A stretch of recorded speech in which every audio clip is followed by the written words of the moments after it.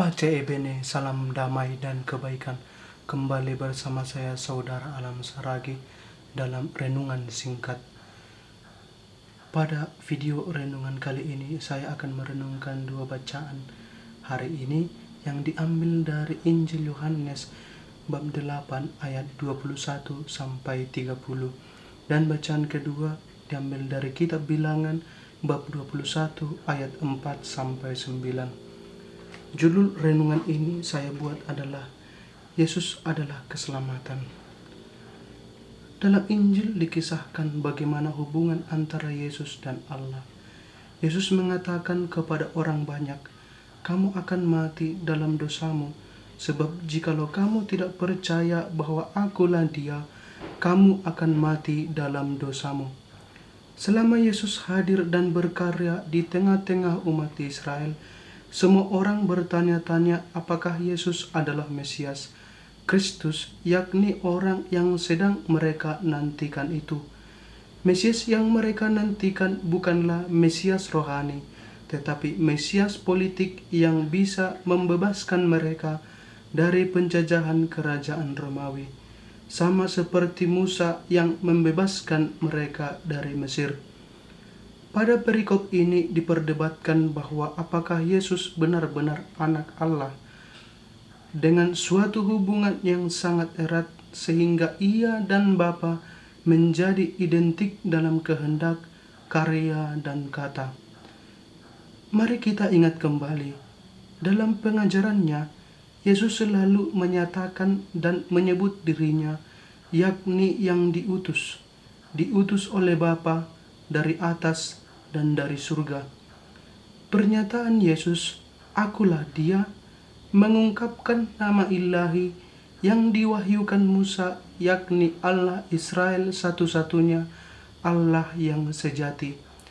Dengan mengutarakan nama tersebut kepada dirinya, Yesus memperkenalkan diri sebagai satu-satunya penyelamat.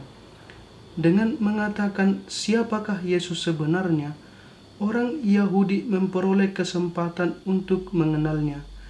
Namun jika mereka baru mengakui dan mengenal Yesus setelah ditinggikan di kayu salib, hal itu sudah terlambat. Peninggian itu akan memberi jawaban kepada pertanyaan orang Yahudi, "Siapakah engkau?" Namun mereka akan dihukum atas ketidakpercayaan mereka. Dalam perjanjian lama, ungkapan "kamu akan tahu bahwa Akulah Dia" atau "Akulah Tuhan" menekankan kekuasaan ilahi atau menyatakan kekuatan dan campur tangan Tuhan yang hebat. Hal itulah yang dinyatakan dalam bacaan pertama. Dalam bacaan pertama dikisahkan bagaimana bangsa Israel yang dibebaskan dari Mesir mengeluh terhadap Allah dan Musa. Keluhan bangsa Israel ini terkait dengan makanan dan minuman dan kerinduan kembali ke Mesir. Keluhan tersebut dibalas oleh Yahweh dengan hukuman, dengan mengirimkan ular-ular untuk menggigit mereka sehingga sebagian besar di antara mereka mati. Umat berpaling kepada Musa meminta bantuan. Mereka mengaku telah berbuat dosa dan meminta Musa bersedia agar Allah melenyapkan ular tersebut dari mereka. Musa menjadi pengantara dan menerima perintah untuk mengakhiri penderitaan. Musa melakukan tepat seperti apa yang dilakukan. Musa melakukan tepat seperti yang diinginkan Allah. Ia membuat ular tembaga dan memancangkannya pada tiang. Setiap orang memandang ular tersebut akan sembuh. Penyembuhan dari gigitan ular dikaitkan dengan ketaatan dan kepercayaan. Ironisnya, penyelamatan datang dari sumber hukuman. Ular digunakan sebagai lambang kehidupan dan lambang kesuburan di zaman kuno karena kemampuan ular untuk membiakkan diri. Kedua bacaan ini memiliki hubungan yang jelas. Peristiwa Israel tersebut hendak menunjukkan kemahakuasaan Allah, menunjukkan siapakah Allah kepada orang Israel. Karena dosa, kekurangsetiaan, ketidaksabaran, dan nafsu membawa bangsa Israel kepada kehancuran. Mereka tidak mampu bersabar. Ketika mereka di Mesir, mereka menjerit meminta pertolongan Allah agar mereka dibebaskan dari sana. Namun setelah Allah membebaskan mereka melalui perantaraan Musa, mereka mengeluh dan menginginkan kembali ke sana. Allah sengaja menunda mereka untuk sampai ke tanah terjanji karena Allah ingin mengetahui bagaimana kesetiaan mereka. Apakah mereka tetap percaya kepada Musa dan penyelenggaraan Allah yang membebaskan mereka dari Mesir? Allah ingin mengetahui apakah dengan penderitaan orang Israel akan kehilang iman dan meragukan kuasa dan kasih Allah. Keluhan Israel adalah mereka bukan tidak memiliki makanan, tetapi mereka bosan dan muak dengan makanan yang sama. Inilah dosa yang membawa mereka kepada hukuman. Namun Allah yang setia tetap berbelas kasih dan mengampuni bangsa yang dikasihinya, yang telah dibebaskannya dari penderitaan di Mesir. Allah sungguh berkuasa. Hal itu ditunjukkan dengan cara penyelamatan Allah. Allah diselamatkan. Allah menyelamatkan melalui hal yang membuat bangsa itu celaka. Peninggian ular tembaga hendak menggambarkan peninggian kemuliaan Yesus di salib. Melalui peninggian tersebut, umat Allah dibebaskan dari dosanya. Dengan ular tembaga, Allah membebaskan Israel dari dosanya, sedangkan dengan salib Yesus, semua manusia diselamatkan.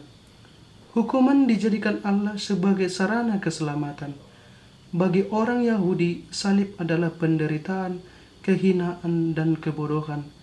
Namun dengan salib yang hina dan bodoh itu, manusia ditebus dan diselamatkan. Dengan ketelanjangannya di salib, Yesus menyelamatkan kita. Pesannya untuk kita adalah, marilah percaya dan bersabar dalam penderitaan, karena penderitaan adalah jalan memurnikan iman kita. Seperti emas harus diuji dalam api, begitu juga hidup kita harus diuji dengan pencobaan.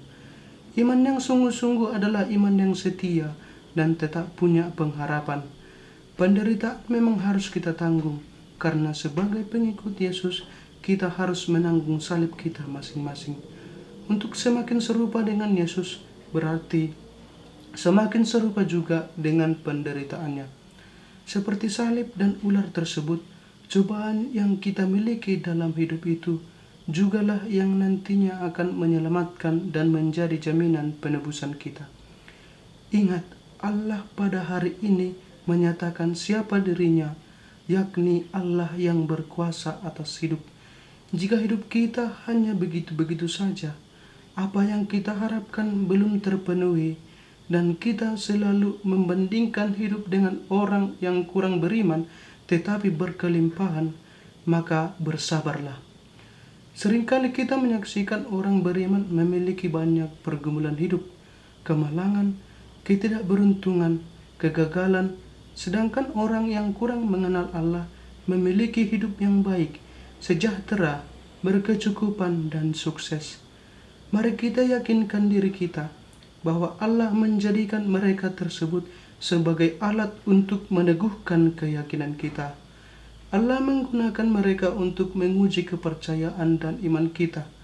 Kita melihat orang yang tidak pernah ke gereja, hidup ekonominya baik, maka kita mencoba meniru hal itu dengan bekerja dan tidak pergi ke gereja, dengan harapan kita akan memperoleh banyak hasil.